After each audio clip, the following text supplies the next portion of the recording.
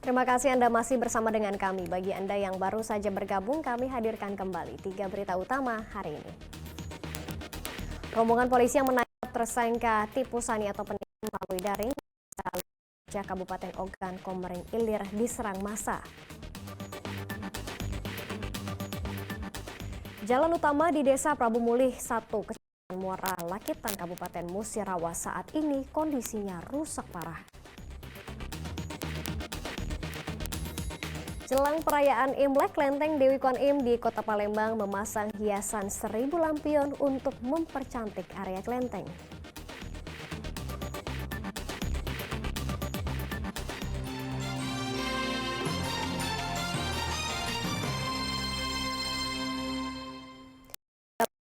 Di Prabu Mulih 1, Kecamatan Lakitan, Kabupaten Musirawas saat ini kondisinya rusak parah.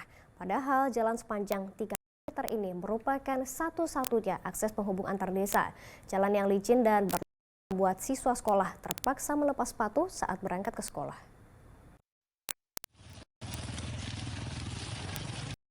Kondisi jalan utama di Desa Prabu Mulih 1, Kecamatan Muara Lakitan, Kabupaten Musirawas rusak parah.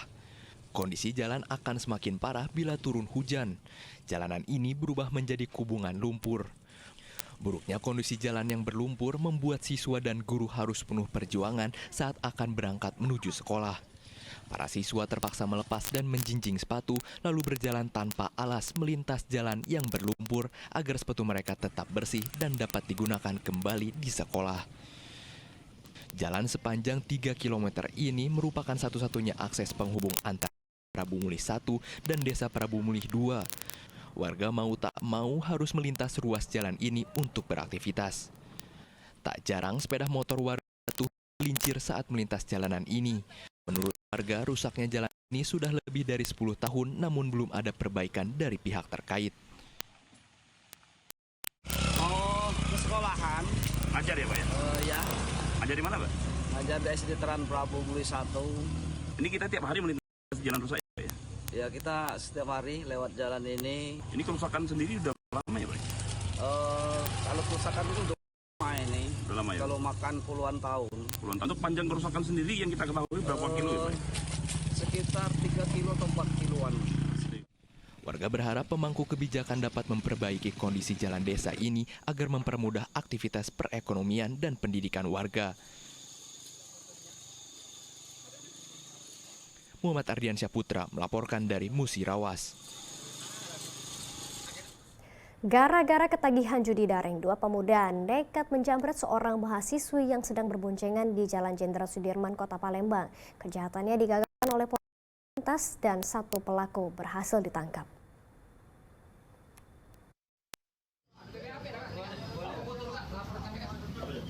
Harun, pemuda 22 tahun ini menjamret seorang mahasiswi di Jalan Jenderal Sudirman, Kota Palembang ditangkap polisi 31 Januari lalu. Dirinya ditangkap lantaran tertangkap tangan oleh polisi lalu lintas yang tengah berpatroli. Pelaku menjamret sebuah telepon genggam milik seorang mahasiswi yang sedang berboncengan. 1 pelaku lainnya bernama Rizky 19 tahun sempat melarikan diri namun kemudian diringkus oleh polisi. Keduanya telah menjamret sebanyak 5 kali di seputaran Jalan Jenderal Sudirman dan Jalan Gubernur Haji Bastari, Kota Palembang. Modusnya mengincar tas dan telepon genggam milik pengendara sepeda motor wanita yang lengah. Bahkan keduanya tak segan-segan melukai para korban. Uang hasil penjamretan digunakan oleh kedua pelaku untuk berjudi online. Aku si Harun ini ditangkap tangan, tertangkap oleh Polantas di Cidi. Nah, pada kejadian mereka berdua. Kemudian 1 lari, si Harunnya, si Rizky-nya lari.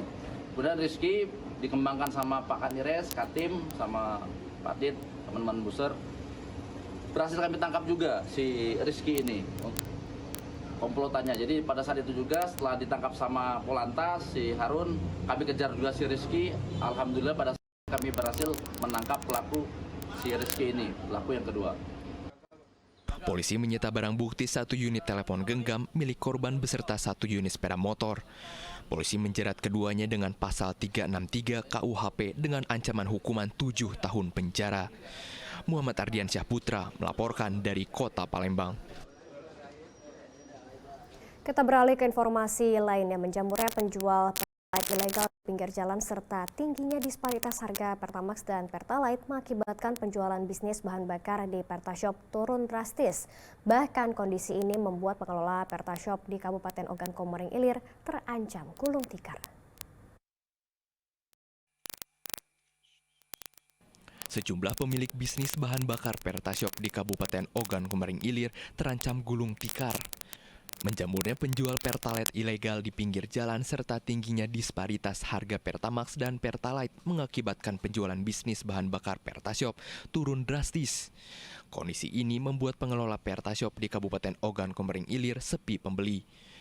Robiansyah, salah satu pemilik Pertashop di Desa Pedamaran Timur, Kabupaten Ogan Komering Ilir, mengaku dalam sehari dirinya hanya mampu menjual kurang dari 100 liter Pertamax. Sejak Pertamax menyentuh harga Rp13.500 per liter, pendapatannya turun hingga 75%. Akibatnya untuk menggaji karyawan pun sudah tidak mampu karena besarnya biaya operasional. Pertashop saat ini ya hampir punah, Pak. Karena yang mengalami kebangkrutan sekarang ini bukan hanya satu Pertashop. Yang hampir bangkrut ini hampir ribuan Pertashop yang ada di Indonesia, Pak. Itu kenapa Pak itu Pak? Ya, diakibatkan selisih harga Pertamax dan Pertalite teramat jauh, Pak. Sementara menurut Ketua Himpunan Pertashop Merah Putih Indonesia, saat ini bisnis Pertashop di seluruh tanah air terancam bangkrut. Penyebab utama tentu disparitas harga antara Pertamax dan juga Pertalite yang begitu jauh, sehingga masyarakat tentu lebih memilih membeli Pertalite yang harganya jauh lebih murah. Tambah lagi peredaran Pertalite di warung pengecer yang cukup banyak di wilayah tersebut. Tidak hanya di wilayah Kabupaten Oki, hal ini juga terjadi di wilayah kabupaten seperti Muara Enim, Pagar Alam, Musirawas, Pali, dan juga kabupaten lainnya. Di luar wilayah Provinsi Sumatera Selatan, hampir merata di semua provinsi terjadi penurunan omset penjualan Pertamax di Pertashop. Pertashop merupakan stasiun pengisian bahan bakar umum SPBU yang hanya melayani pembelian BBM jenis Pertamax. UMKM bentukan pemerintah melalui PT Pertamina saat ini berjumlah lebih dari 6.000 anggotanya di seluruh Indonesia.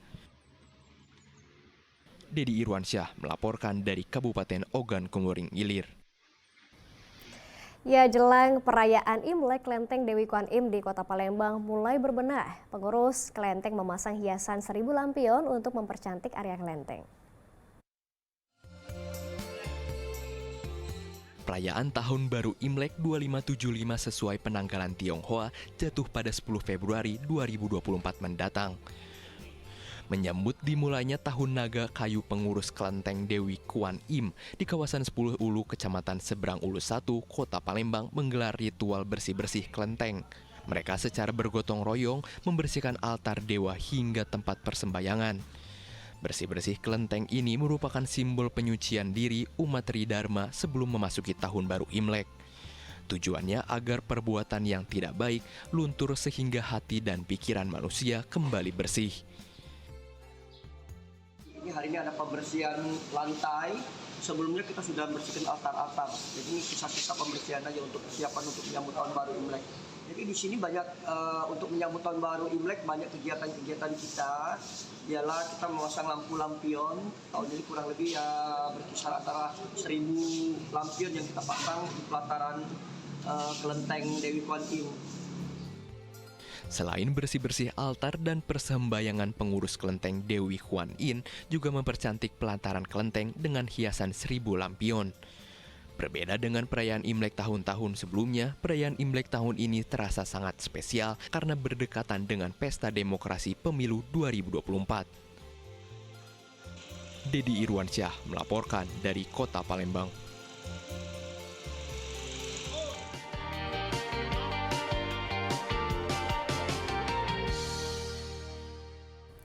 Dan informasi tersebut mengakhiri berita Palembang hari ini. Saya Janet Lee berterima kasih atas perhatian dan kebersamaan Anda. Selamat beraktivitas dan sampai jumpa.